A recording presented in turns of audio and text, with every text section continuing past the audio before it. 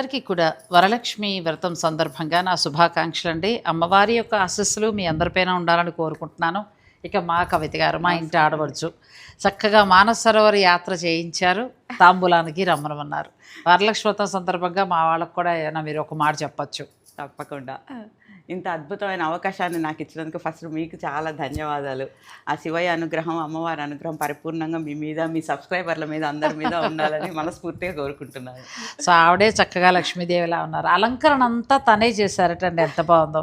అమ్మవారికి పూజ అంటూ ఏమీ లేదు, అలంకరణే. అంతే. ఎంత అలంకరణ చేస్తే అంత కళకళ ఆడిపోతారు అమ్మవారు. చక్కగా ఆసీనురాలయ్యుండి ఎంత బాగున్నారో. ఆ అమ్మవారి యొక్క కరుణా కటాక్షాలు ఎప్పుడూ కూడా మీ అందరిపైన ఉండాలని మనస్ఫూర్తిగా కోరుకుంటున్నాం. వరలక్ష్మి వ్రతం సందర్భంగా మీకు నా శుభాకాంక్షలు. అందరికీ